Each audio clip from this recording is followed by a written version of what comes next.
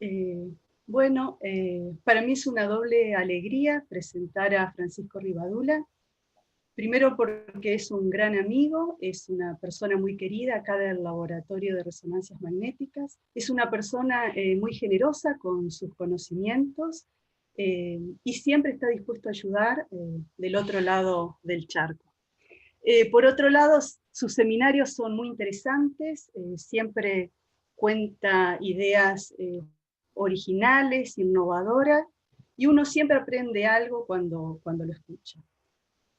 Francisco es doctor en química de la Universidad de Santiago de Compostela, se doctoró en el año 2001, trabajó en las propiedades de magnetotransporte de óxidos magnetoresistivos. Durante su doctorado hizo varios meses de pasantía, estuvo acá en el laboratorio y también estuvo en la Universidad del Reino Unido. Cuando terminó su doctorado, recibió una beca Fulbright para realizar un trabajo postdoctoral en la Universidad de Texas, en el grupo del profesor Guinar. Estuvo allí entre el año 2001 y 2003, y bueno, tuve la suerte de compartir con él 2 años haciendo el postdoc. En el año 2004 obtuvo una beca Ramón y Cajal para incorporarse al Departamento de Física Química de la Universidad de Santiago de Compostela, y actualmente es profesor asociado desde el año 2008 y es investigador principal del Grupo de Química de Materia Condensada de Santiago. Fran es coautor de más de 110 papers, tiene alrededor de 5.000 citas, una patente en sensores para medir temperaturas basados en el efecto NERS anómalo. Ha ganado varios premios, el Premio Investigador Joven, también el Premio de Transferencia Tecnológica relacionado con esta aplicación a los sensores microtérmicos. Ha supervisado varias tesis, 9 tesis doctorales, 2 de ellas en curso, actualmente se encuentra trabajando en el estudio, diseño y control de la conductividad térmica para el desarrollo de válvulas, y hoy nos va a hablar de manipulación de vacancias de oxígeno en óxidos. Así que bueno, muchas gracias, Fran, por estar aquí. Gracias a ti, Elin, por la presentación tan amable, y ahora espero no defraudar, porque con todo esto que acabas de decir. En fin. Bueno, para mí es siempre muy agradable dar un seminario en Bariloche, aunque sea desde casa, como dije antes, porque me encuentro con gente como Elin, con la que tengo una relación muy especial, es una amiga y a la que le tengo mucho cariño. Nos conocimos en Bariloche, creo que en el 96, la primera vez que fui, después volví en el 99, creo, o en el 2000, nunca estoy seguro de eso. Hice 2 estancias de doctorado ahí, de 3 meses, y, bueno, después me la encontré otra vez en Texas durante el postdoc y pasamos muy buenos ratos con ella, con su familia, con Horacio, y la verdad es que es un gusto siempre volver a encontrarnos. Y no solamente a Elin, sino a mucha gente en Bariloche. Aquí puse unas fotos. Tú decías que yo era generoso compartiendo pues, bueno, mi trabajo, tal. Bueno, no sé si lo soy, trato de ser una persona, sí, como todos, ¿no? Tratamos de ser generosos y hacer las cosas y llevarnos bien con la gente, portarnos bien unos con otros, pero la verdad es que la generosidad que recibí cuando llegué a Bariloche, recién comenzada mi tesis, pues fue una cosa que me influyó mucho. Yo comencé mi tesis doctoral en el año 96 y en el laboratorio del profesor Rivas, José Rivas, en Santiago, haciendo trabajos de transporte eléctrico en manganitas. Y allí me encontré a Rodolfo Sánchez, en esta foto de aquí. ¿Veis el puntero? Cuando muevo el puntero se ve. ¿O no? Sí, sí, se ve. Sí, se ve, vale. Sí, sí.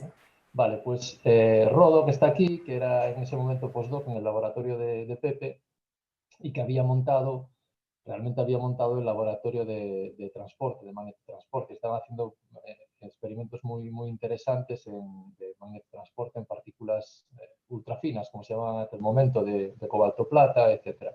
Aquí vemos en la foto también a Roberto en una visita que hizo, Mario Babic, que estaba en un curso de doctorado que yo asistí.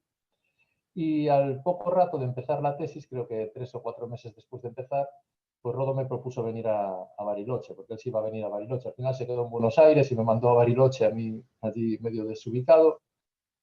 pero me encontré con una gente pues, que me trató maravillosamente bien. Aquí está María Teresa, a la que le tengo también un cariño muy, muy especial porque, pues no sé, aprendí un montón de cosas de ella, no solamente cosas científicas y cosas de cómo trabajar y me pareció una persona con un trato humano excelente y siempre estoy agradecido y me considero casi medio discípulo, si a ella no le importa, pues de ella. Siempre es algo que tengo así, guardo con mucho cariño. Puse aquí una foto mía en el laboratorio trabajando en el dilatómetro de Carlos.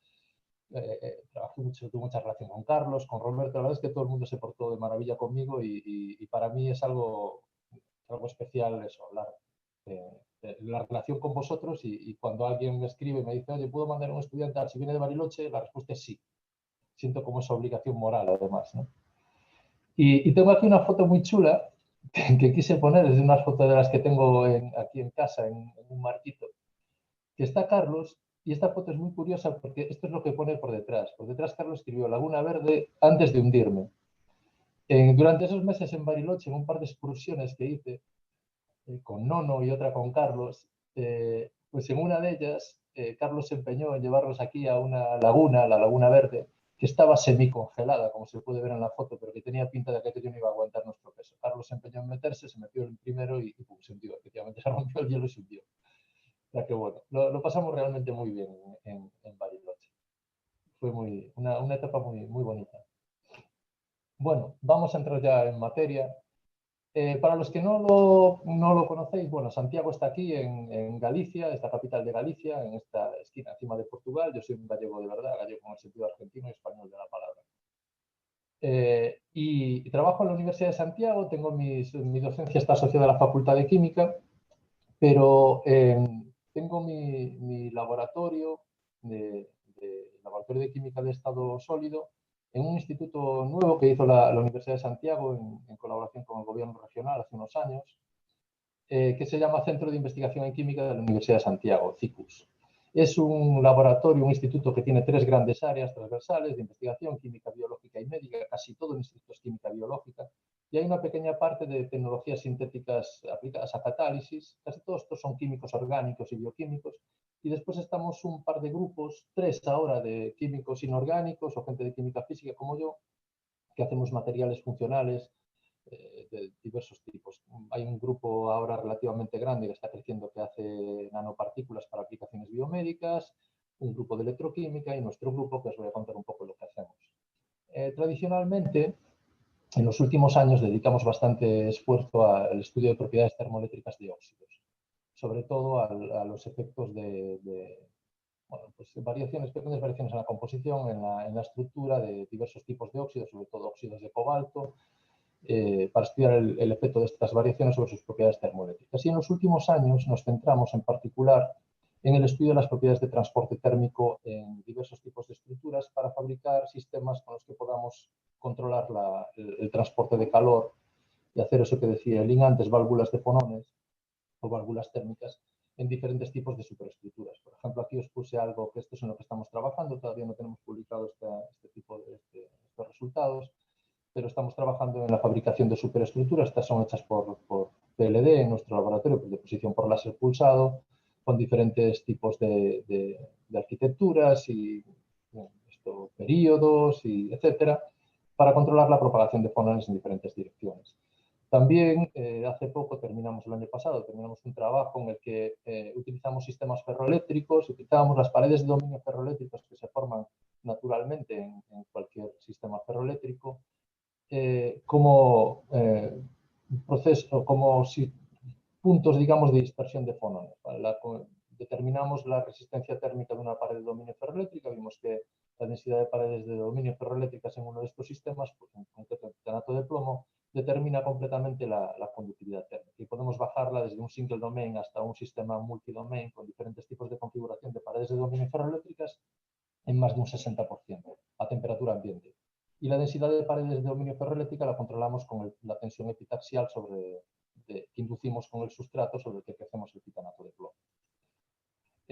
Ahora, una cosa que estamos haciendo que es bastante interesante, bueno, a mí me parece interesante, es en colaboración con la doctora María Jiménez, con un grupo de dominan estas técnicas de síntesis orgánica, es la fabricación de polímeros con este tipo de estructuras funcionales azobencenos que responden a un estímulo lumínico. Estos, cuando se iluminan con luz ultravioleta visible, se produce un cambio en la orientación de este enlace, desde cis hasta trans.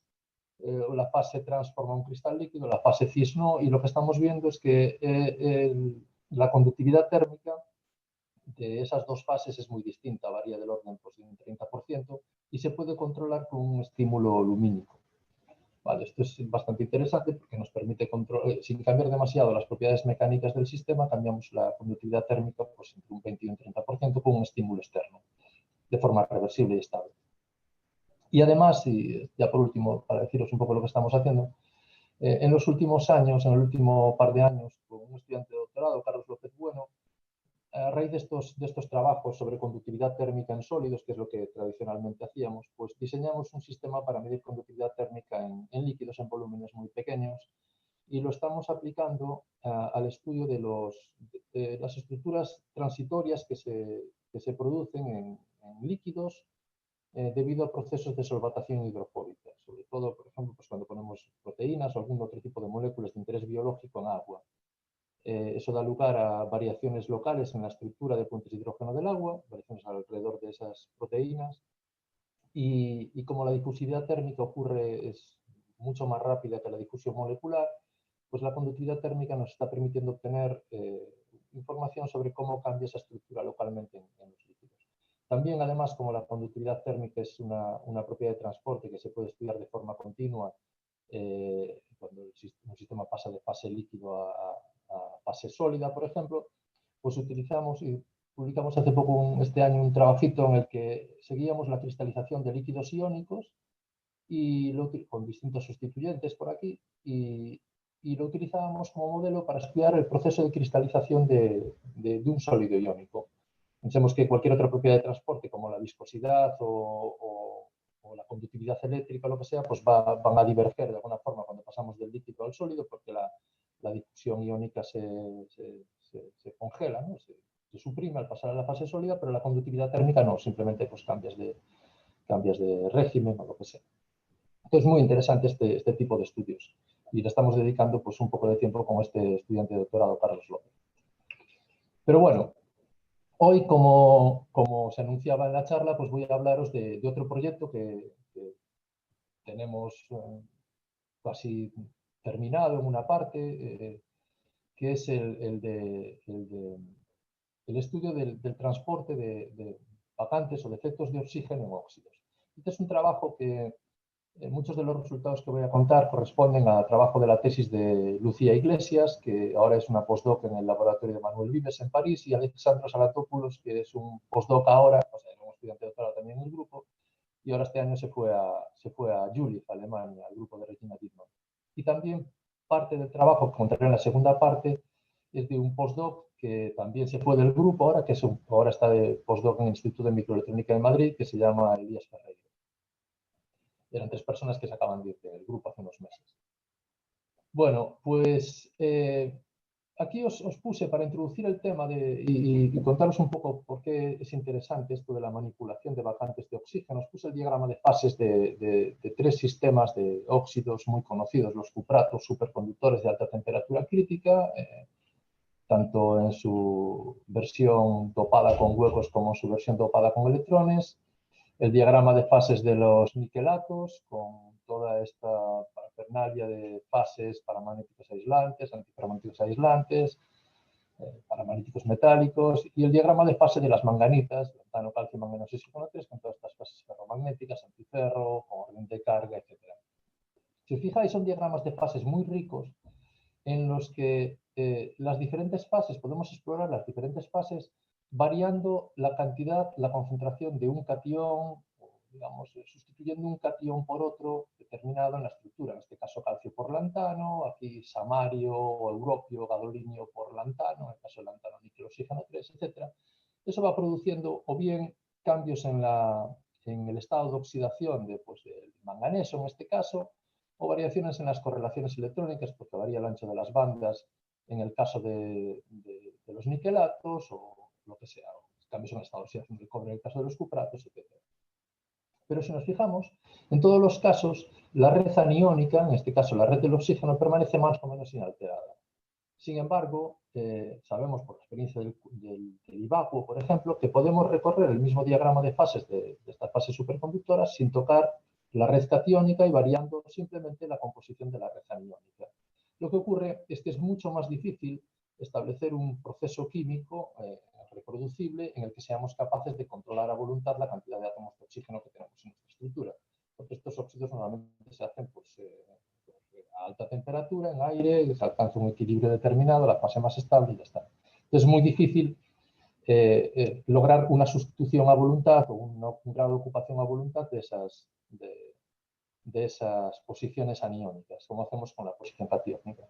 Sin embargo, es realmente interesante llegar a diseñar métodos que nos permitan controlar el contenido de oxígeno de nuestro sistema a voluntad de forma reproducible y además determinar en qué posiciones tenemos esos átomos de oxígeno, esos iones de oxígeno colocados, sobre todo teniendo en cuenta que muchos de estos materiales se fabrican para diferentes aplicaciones o para diferentes estudios en forma de películas delgadas, depositadas pues, por diferentes métodos, moléculas de epitaxis, sputtering, PLD, lo que sea. Y digo eso porque en este caso, aquí pongo el ejemplo para el caso de una perovskita, de una red de perovskita típica, la tensión epitaxial inducida por el sustrato cuando crecemos uno de estos óxidos encima de un sustrato con un parámetro de red determinado, induce una tensión que puede ser positiva o negativa, que en muchos casos se alivia, el sistema espontáneamente para relajar parte de esa tensión genera un número determinado de vacantes de oxígeno, de forma espontánea. En el caso de una perovskita, que si nos fijamos estos todos de aquí tienen estructura de perovskita o derivada de perovskita, en el caso de una perovskita, si uno traza un diagrama de bandas así simple, y establece un equilibrio de masa y carga muy sencillo entre los iones oxo del material, del óxido, y el oxígeno, es decir, un ion oxo puede irse en forma de oxígeno dejando tras de sí una vacante y donando 2 electrones a la banda de conducción de ese sistema, para que el sistema sea eléctricamente neutro. Esos 2 electrones se van a una banda que es antienlazante con respecto al enlace metal-oxígeno. Eso hace que cuando yo creo una vacante, cuando se crea una vacante espontáneamente para relajar la tensión en uno de estos sistemas, esa vacante crea una expansión a su alrededor, ¿vale? Debido a que estos electrones que cede esta vacante van a un orbital antienlazante. Esa expansión local se puede acoplar a esta rotación cooperativa que se produce de los octaedros en este caso el metal, oxígeno, característicos de las perovskitas para lograr el mayor empaquetamiento posible, de forma que este efecto de expansión local, debido a la creación de una vacante de oxígeno, se transmite mucho más allá de primeros vecinos debido a ese acoplamiento, a la distorsión cooperativa de los octaedros de la perovskita. Eso hace que con unas pocas vacantes de oxígeno que tengamos por ahí en nuestro material y que se generen de forma espontánea, podemos producir un efecto sobre la estructura de bandas de nuestro material, a través de acoplamiento spin-órbita, las propiedades magnéticas, un montón de mecanismos, que se traduzca en que unas pocas vacantes determinan el comportamiento y la funcionalidad de nuestro sistema globalmente. Por lo tanto, es muy importante determinar cuáles son los mecanismos por los cuales se crean esas vacantes, cuál es la energía que cuesta crear una de esas vacantes y ver cómo podemos actuar sobre ellas pues, para reducirlas, aumentarlas, trabajar con ellas a voluntad, como hacemos por ejemplo, con las sustituciones catiónicas.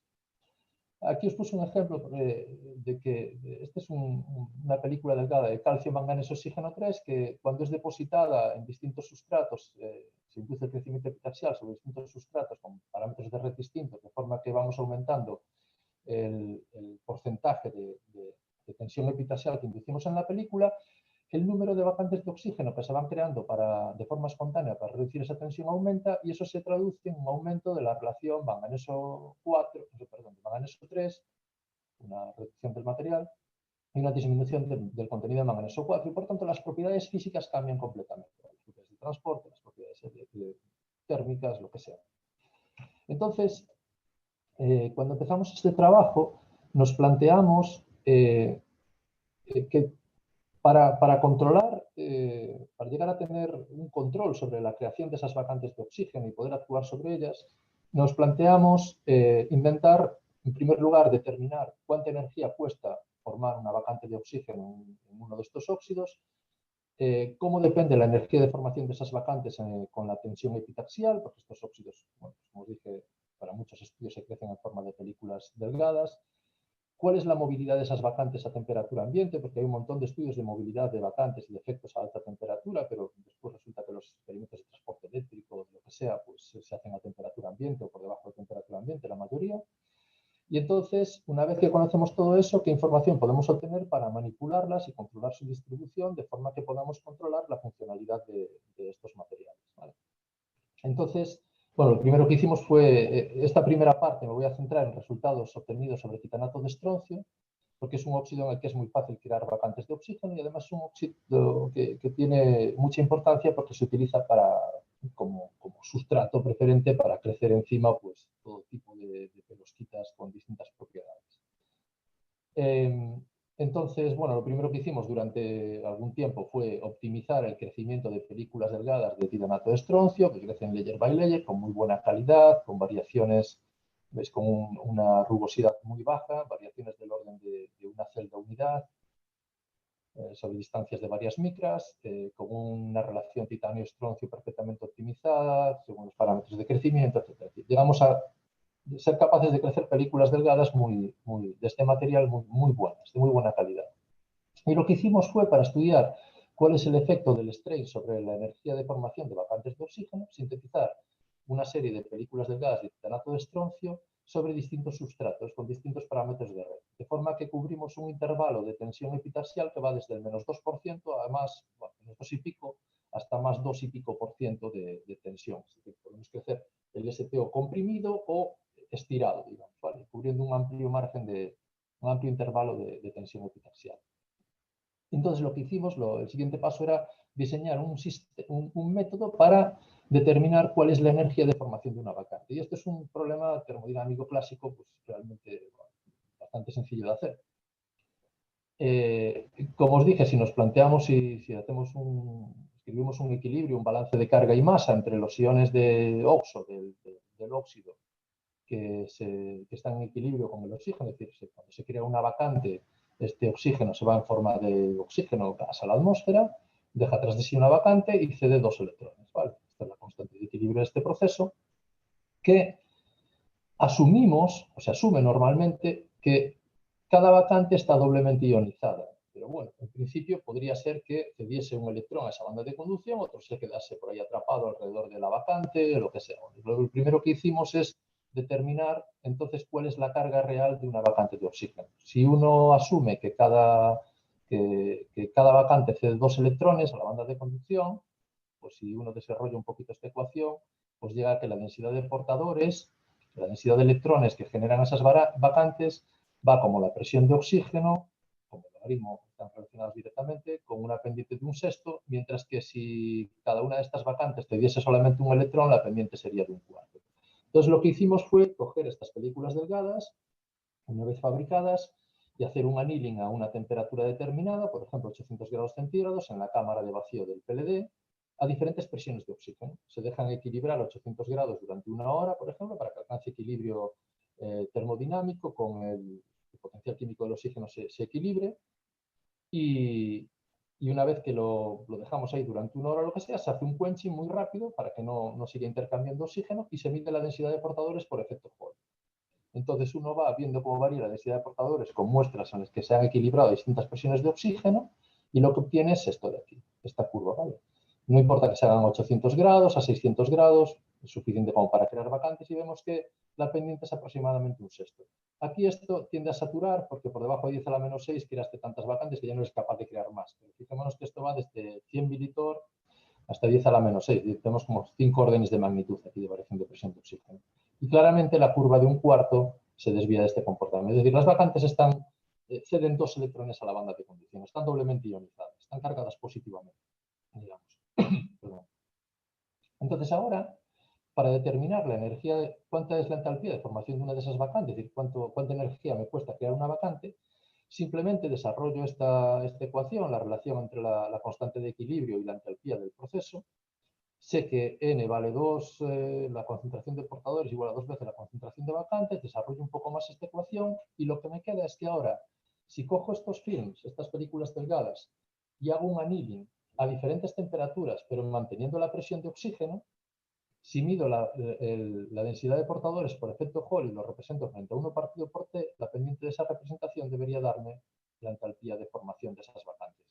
Esto lo hago para películas de titanato estroncio sobre diferentes sustratos, STO, DSO, o sea, escandio, etc. Sobre todos esos sustratos sobre los que sinteticé mis películas para variar el grado de tensión epitaxial que induzco. Y lo que obtengo es esto. Lo que obtengo es la energía de formación de una vacante de oxígeno, un STO, sintetizado sobre STO, es decir, sin tensión epitaxial, y a medida que voy aumentando la compresión o la tensión, veo que la energía de formación de esas vacantes disminuye, y disminuye mucho y muy rápido. ¿Vale? Con un más o menos 2% disminuye del orden de 0,5 pues hasta 0,3. ¿Vale? Entonces, esto es lo que me indica el hecho de que disminuya la energía de formación de las vacantes, tanto cuando aumento la tensión como cuando aumento la compresión, me indica que el proceso que está controlando la formación de una vacante es un proceso puramente electrónico. Probablemente lo que está haciendo es que el par redox titanio 4, titanio 3 está bajando en energía respecto a la banda 2P cuando yo varío la tensión epitaxial, tanto si lo aumento como si lo disminuyo. No hay un efecto estérico de volumen que me controle, que haga, por ejemplo, que la formación de una vacante sea más favorable cuando estiro el material que cuando lo comprimo. La energía de formación disminuye en ambos casos. Una vez que hemos determinado esas energías y sabemos más o menos cuánto nos cuesta formar una vacante en diferentes sustratos y todo eso, para films bajo diferentes grados de tensión, lo que nos planteamos es, vale, ¿cuál es la influencia que tiene la presencia de estas vacantes de oxígeno en la funcionalidad de un material?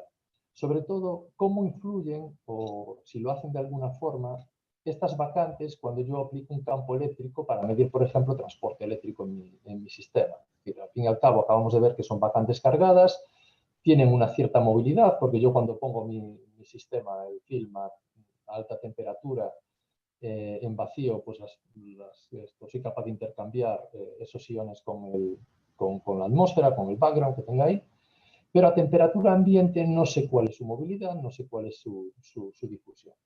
Entonces, realmente la mayor parte de lo que nos planteamos fue medir el coeficiente de difusión de esas vacantes de oxígeno a temperatura ambiente.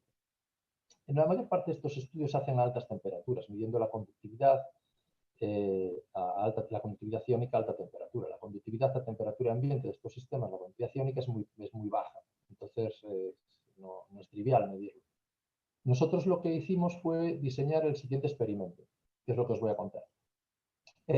Como esas vacantes están cargadas, lo que se nos ocurrió fue poner inducir o aplicar un campo eléctrico local con una punta de un FM, una punta cargada, en este caso negativamente respecto a la base. Supusimos que atraería las vacantes de oxígeno con un campo suficientemente grande. Fijaros que si aproximamos mucho la punta al material, el campo eléctrico que tenemos ahí es brutal, las distancias son muy pequeñitas y podemos llegar a voltajes diferentes de potencial de 10 voltios. De forma que dijimos, bueno, cuando apliquemos el campo, las vacantes deberían moverse hacia ahí, lo tenemos un tiempo determinado hasta que llegamos a una situación de equilibrio. Después sacamos la punta, o sea, aplicamos un voltaje cero ahora, sacamos el campo eléctrico y medimos el potencial superficial en un formato que se llama Kelvin Probe, que no aplica ningún campo eléctrico, simplemente mide el potencial superficial. Como estas vacantes están cargadas, esto es un aislante, suponíamos que el potencial superficial tiene que ser distinto en la zona donde tienes vacantes y donde no.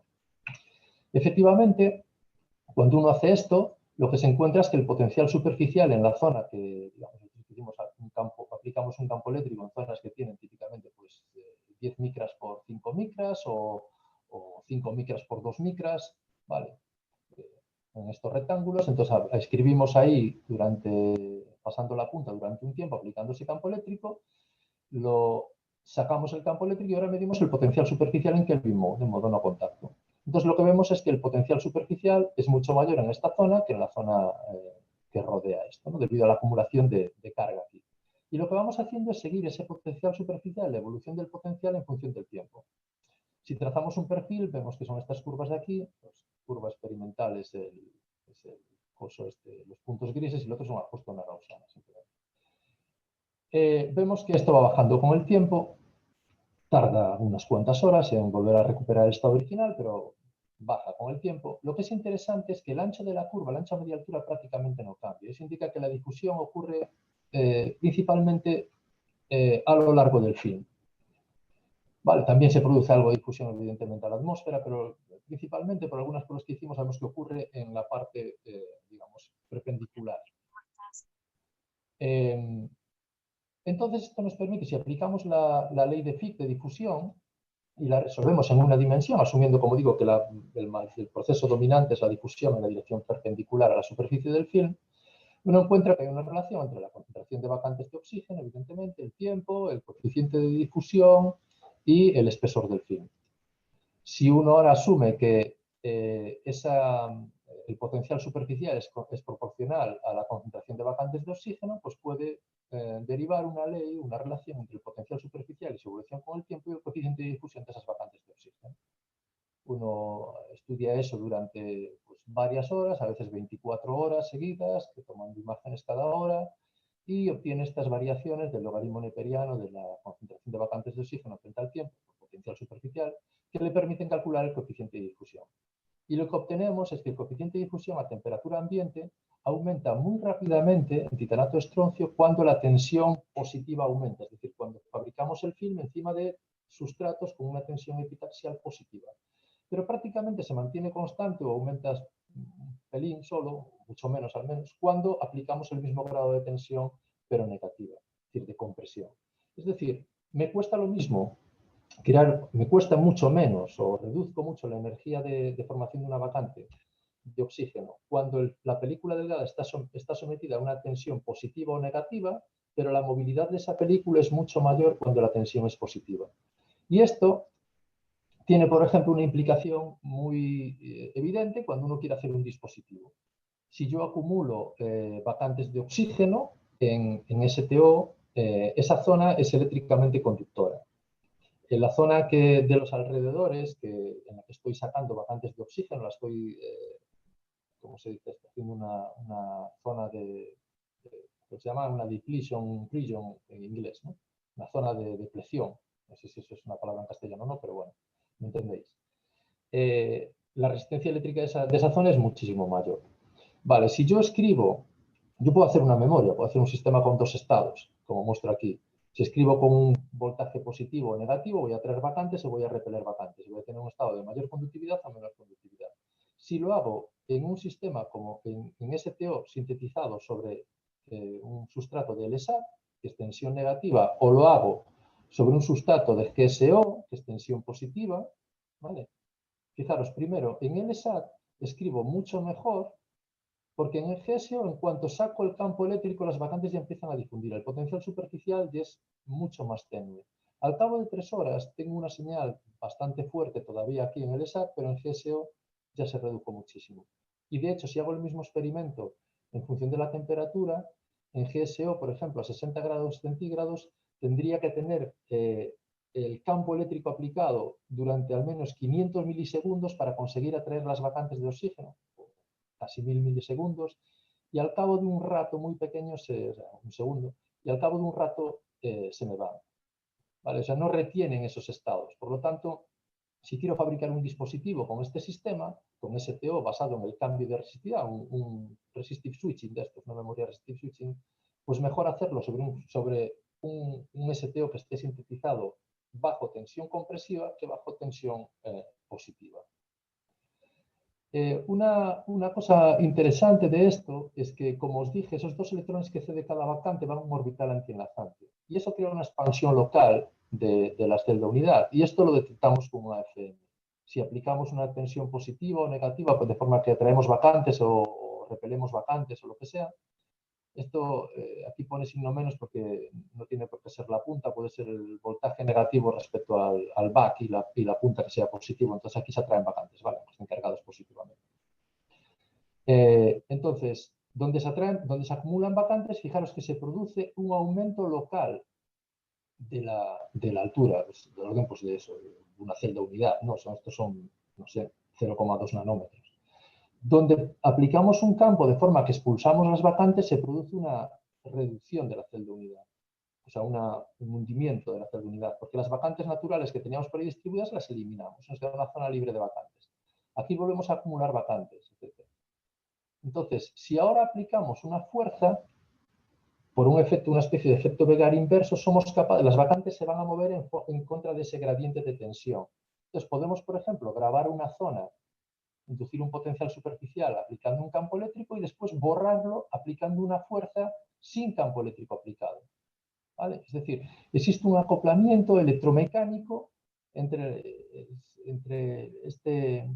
debido a la expansión local que producen esas especies cargadas. Y esto hay que tener cuidado porque bueno, se puede aprovechar para muchas cosas interesantes como esto, hacer dispositivos de este tipo en el que la conductividad se puede tunear no solamente con un campo eléctrico, sino también con una fuerza, con la fuerza del tip del microscopio, pero te puede dar lugar a efectos espurios o confusos como este, que en el caso del titanato de calcio, esto se parece mucho, estas curvas de fase y de amplitud a las de un ferroeléctrico, y de hecho hay papers por ahí que reportan ferroelectricidad en titanato de calcio. Nosotros lo que observamos es que en muchos de estos casos esto es debido a la acumulación de vacantes de oxígeno. Cuando yo aplico un campo eléctrico no es que esté polarizando el titanato de calcio, sino que lo que estoy haciendo es acumular vacantes, se produce una expansión y parece una respuesta piezoeléctrica. Pero cuando uno mide cómo relaja esa respuesta piezoeléctrica con el tiempo, ve que se ajusta a una ley de difusión que tiene el coeficiente de difusión del oxígeno. Entonces, pues, de las vacantes de oxígeno. Tiene pinta de que es una acumulación de vacantes de oxígeno. ¿Vale? Este paper salió hace poco, es de una gente de Barcelona, del grupo de Narcís Mestre y Ana Palau, en el que ellos vieron, este es de hace un mes o así lo vi, y lo puse hoy por la tarde aquí porque me gustó mucho este trabajo. Este es un trabajo en Ibaku en el que ellos ven, hacen un puente como este con litografía, que pasando una corriente, induciendo una diferencia de potencial entre distintos puntos de este puente, ellos lo que hacen es acumular más o menos vacantes de oxígeno por aquí, son muy móviles a temperatura ambiente, y hacen que si miden la conductividad en esta zona de aquí, que pone left o en la parte central o en la parte derecha, la TC de esta zona, pues, bueno, pues es distinta de una a otra según la diferencia de potencial a la que estuvo sometida antes, porque se produce un efecto de migración de vacantes de oxígeno. Es decir, lo mismo que estábamos viendo nosotros con el AFM, pues ellos lo ven cuando ponen una diferencia de potencial aquí a través del puente, etc. Estas vacantes son móviles y pueden cambiar la funcionalidad del sistema de forma muy local. En la segunda parte, o sea, lo que nos planteamos a partir de ese momento fue, bueno, vale, ya sabemos cuánto cuesta crear una vacante de oxígeno, sabemos que depende del strain epitaxial que yo le meta al sistema y sé cómo manipularlas con un campo eléctrico, con el FM, sé cómo colocarlas, acumularlas aquí o allí o sacarlas y eso me induce, bueno, un cambio en la funcionalidad. Pero cuando pasa un rato, todo eso se va. Es decir, yo puedo hacer una memoria de ese tipo, pero eso difunde incluso a temperatura ambiente y al cabo de bueno, un día o 2 días, depende de la tensión que yo le meta al film, etcétera, puedo retrasarlo y puedo pasar de 10 horas a 24 o a 48, pero al final eso se va y es uno de los problemas que tienen muchas de estas memorias resistivas, ¿no? Entonces lo que nos planteamos es cómo podríamos aumentar el tiempo de retención y se nos ocurrió esta idea. Hace algún tiempo yo había trabajado en algunas bueno, en reducciones topotácticas con hidruro de calcio para obtener estructuras de brommilerita derivadas de estructuras de perovskita. No sé si estáis familiarizados con estas estructuras, algunos supongo que sí, otros no, entonces voy a decir así muy brevemente lo que son.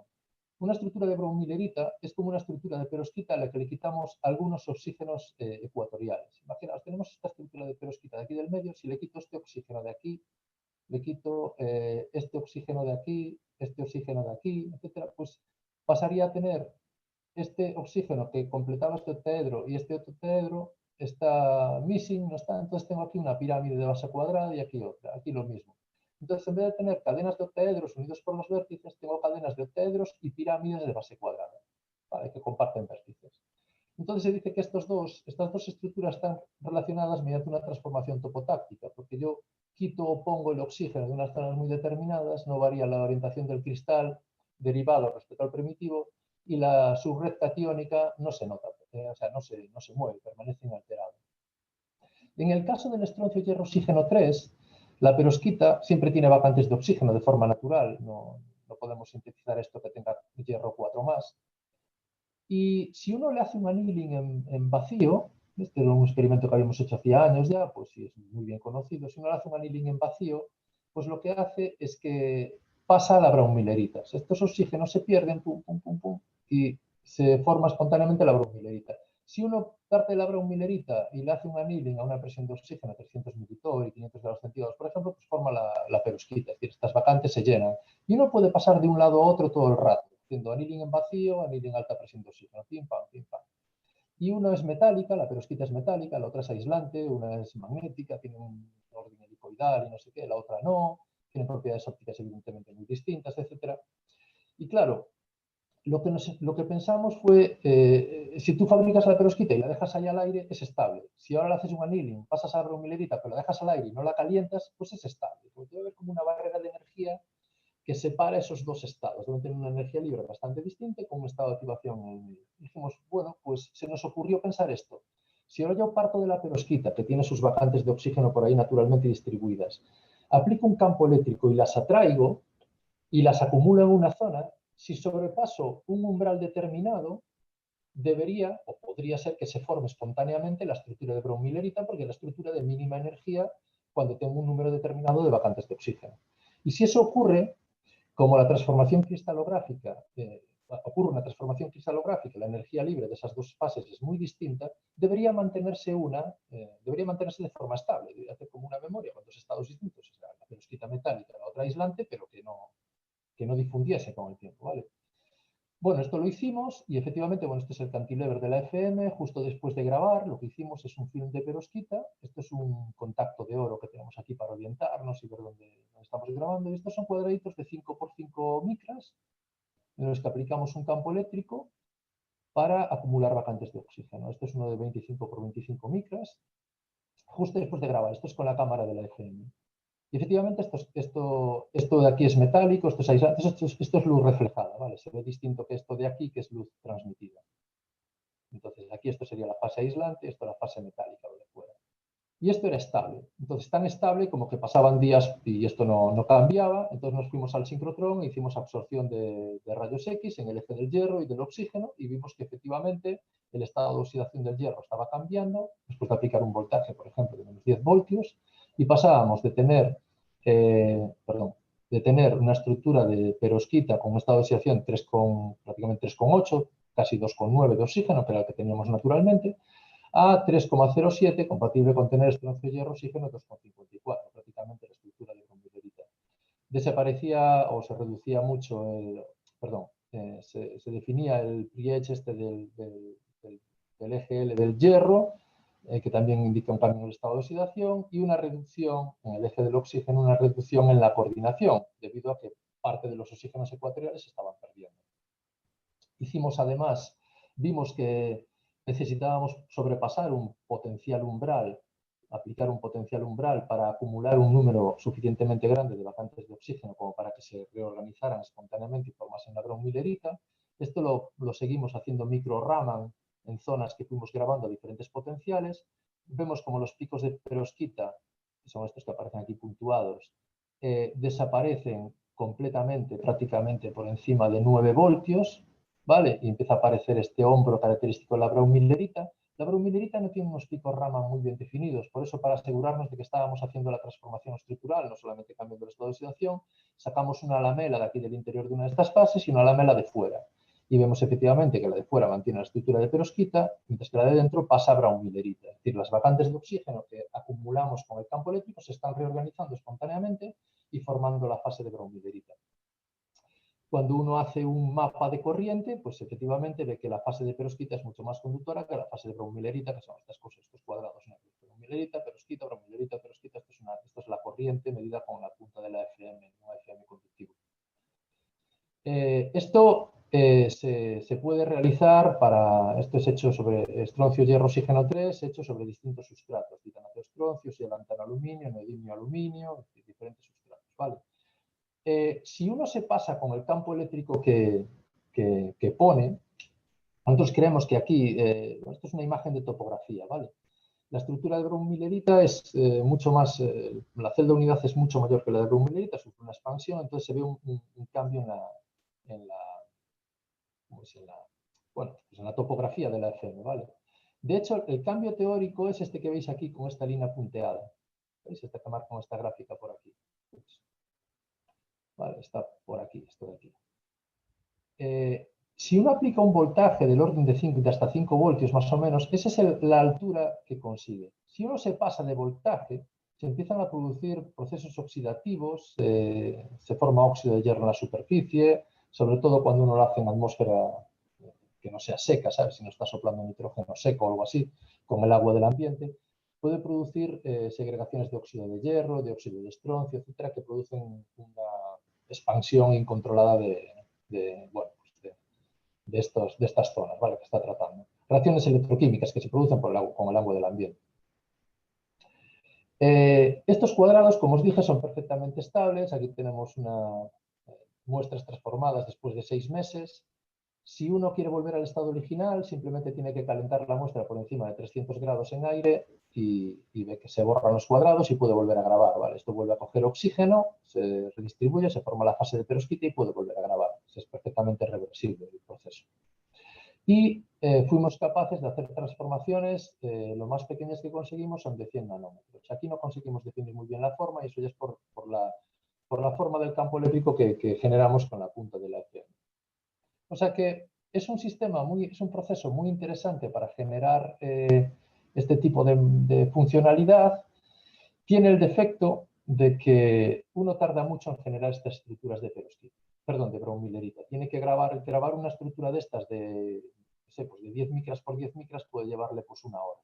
¿Vale? Es realmente lento el proceso. Si uno pasa el campo eléctrico muy rápido, pues aquello no le da tiempo a que se acumulen las vacantes de oxígeno y no funciona. Y tiene el problema de que no es capaz de reducir por debajo de 100 nanómetros estructuras bien definidas. Entonces, lo que hicimos, que ya es lo último que os voy a contar, 3 transparencias, lo que hicimos fue, sabíamos que en algunos sistemas, como por ejemplo el titanato de estroncio, se puede producir un etching preferencial de oxígeno mediante irradiación con haces de iones, pues de argón o de galio, sobre todo de argón se había hecho, que dan lugar a estados de defectos en el medio del gap del material y producen estas luminiscencias o conductividades bastante altas, con sistemas con buena movilidad y alta conductividad eléctrica. Entonces, lo que hicimos fue un estudio con un haz de iones de galio de un FIB, de un Focus Ion Beam, como los que se utilizan en microscopía para preparar lamelas. Estudiamos el proceso de etching selectivo de vacantes de oxígeno para inducir la formación de la bromo-milerita en el estroncio hierro oxígeno 3, o sea, sí, a partir de la fase de perovskita estroncio hierro oxígeno 3, cambiando los tiempos de irradiación, las energías, etc. Estos son los resultados a diferentes energías y tiempos de irradiación. Lo más interesante está aquí. Vimos que para muestras irradiadas a 30 kilovoltios, fijaros en el Raman, estas son las medidas de Raman hechas en esos cuadraditos irradiados que veis aquí, vimos que después de 0,2 segundos, o si queréis 1 segundo, los picos de perovskita desaparecen y aparece la fase de bromo-milerita.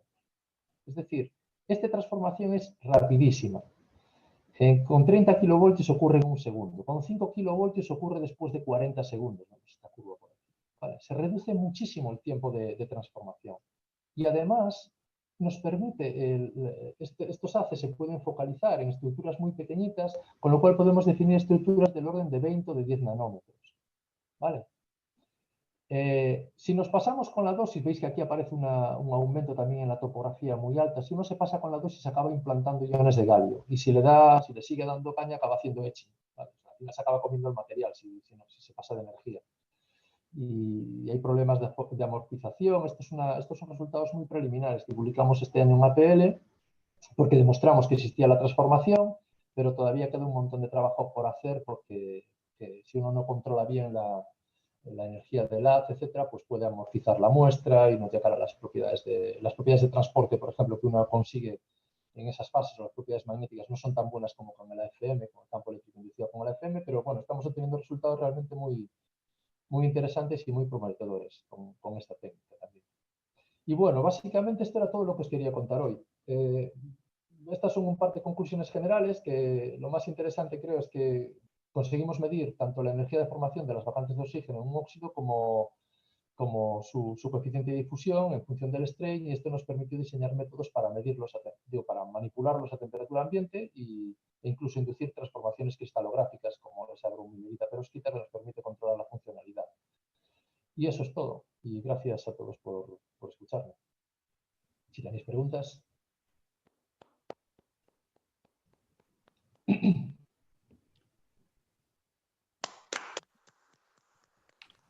Son reacciones. Claro. Viene lento, pero bueno, muy lindo, Fran. Elin, ¿querés conducir Estaba Luis, creo. Luis, ¿vos administrás las preguntas? Oh, Luis, lo mismo, ¿me da? Luis, dale. Ok, bueno, muy linda la charla, Francisco. Me gustó mucho los resultados de AFM. Tengo una pregunta, pero por ahí dejo a los demás que comiencen. Sí, empiezo, Luis. Sí, adelante. La pregunta, dale.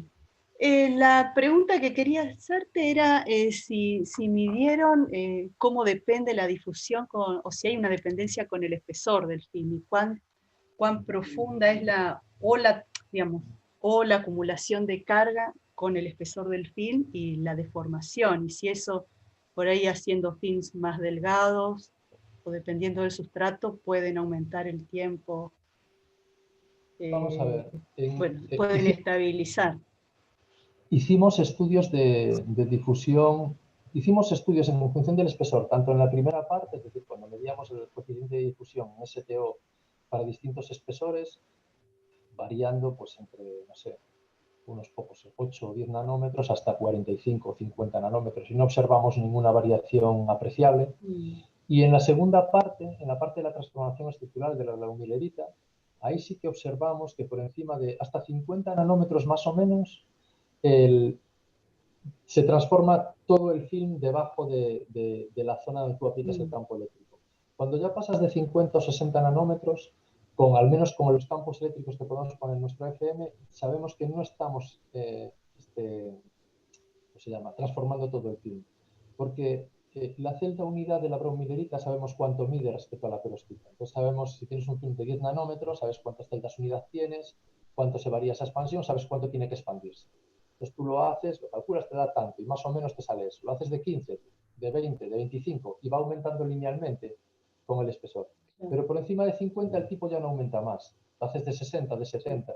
Entonces te estás dando, y si haces un corte con el FIB, y bueno, con el FIB, no, realmente hay que cortarlo la mano porque con el FIB ya induces bastantes, entonces ya no te vale. Pero haces un corte, una lamela, y ves que en films muy gordos, por ejemplo, de 80 o de 100 nanómetros, no llegas a transformar hasta el sustrato, transformas una parte.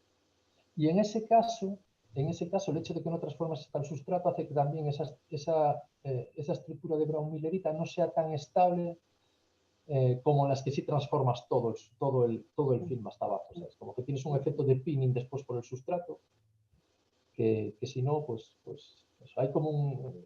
No pasamos de 50 o 60 nanómetros. Por ahí.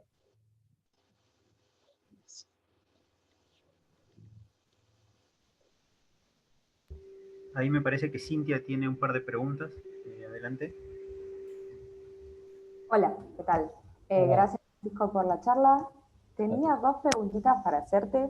Una es con respecto al STO, cuando estuviste hablando de crecerlo sobre sustratos que imponían distintas tensiones.